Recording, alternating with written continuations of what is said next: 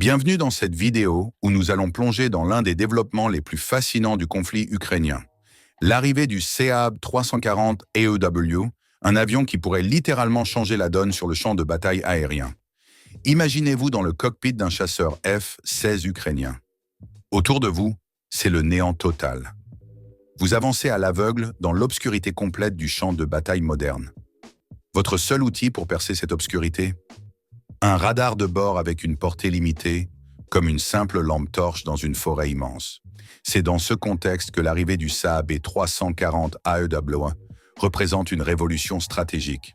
Ce que les Suédois ont livré à l'Ukraine, ce n'est pas juste un avion. C'est littéralement l'œil dans le ciel qui manquait cruellement aux forces ukrainiennes. Contrairement à ce que son apparence modeste pourrait suggérer, le Saab 340 AEW est un véritable multiplicateur de force sur le champ de bataille moderne. Rentrons dans les détails techniques. Le Saab 340 est équipé d'un radar REA, un système de surveillance aérienne avancé qui fonctionne différemment des radars traditionnels.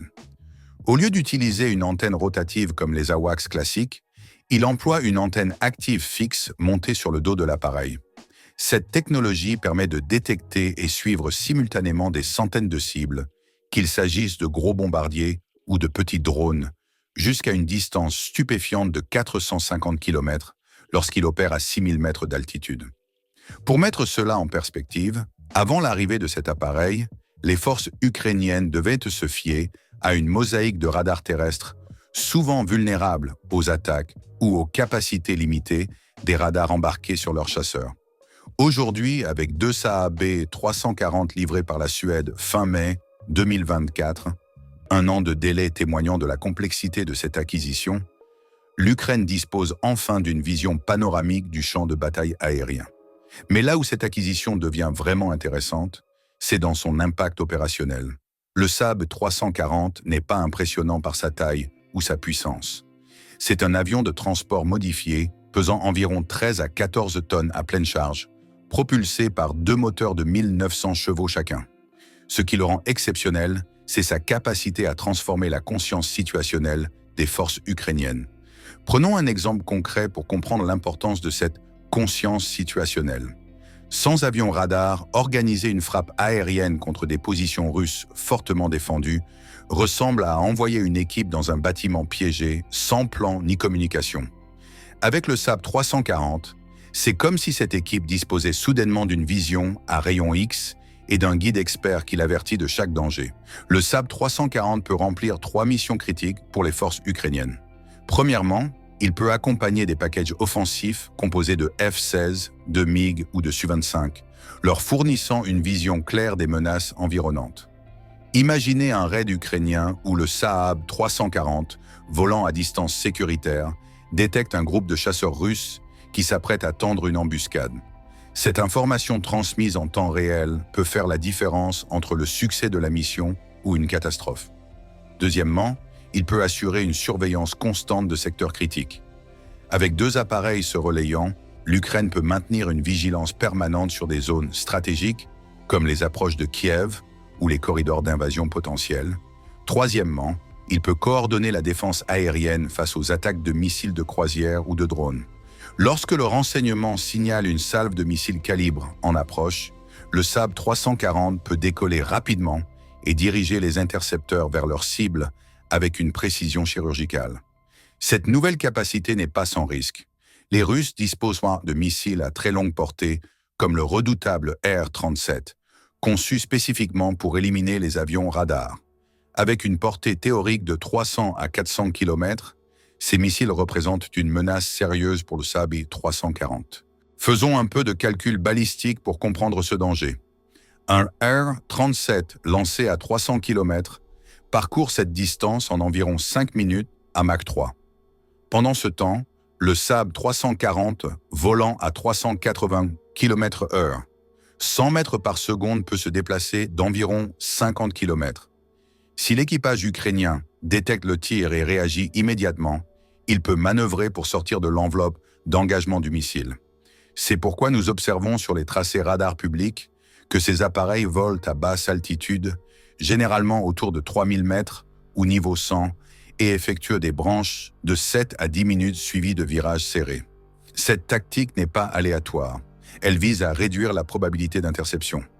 En restant bas, le Saab 340 force les missiles ennemis à plonger dans les couches denses de l'atmosphère, où ils perdent rapidement leur énergie cinétique et leur manœuvrabilité.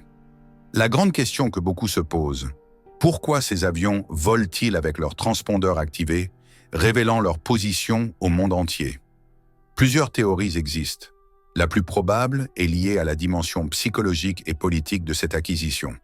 L'Ukraine montre au monde et à sa population qu'elle continue de recevoir des équipements sophistiqués et qu'elle peut les utiliser efficacement.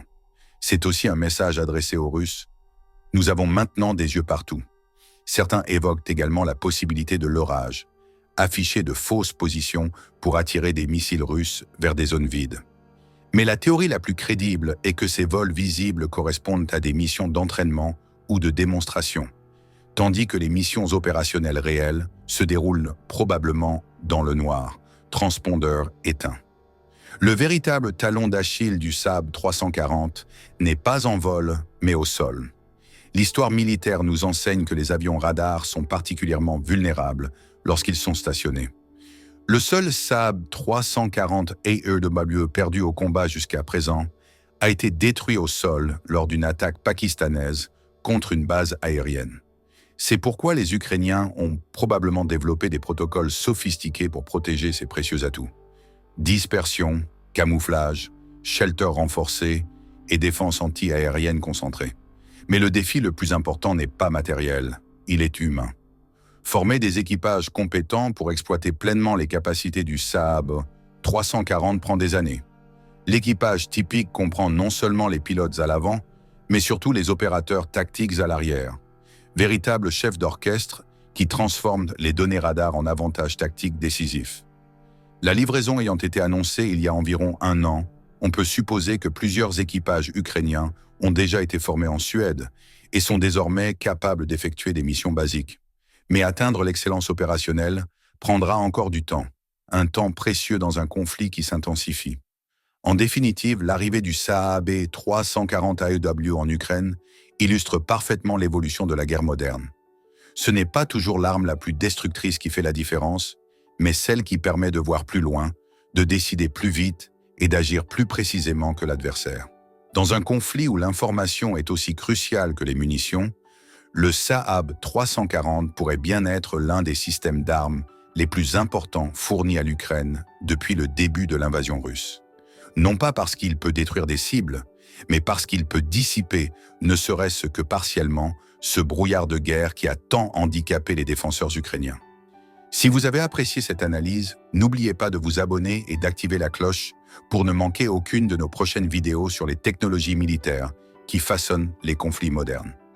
J'espère vous retrouver très bientôt pour décrypter d'autres aspects fascinants de la guerre en Ukraine et des évolutions militaires contemporaines. Merci d'avoir regardé jusqu'au bout.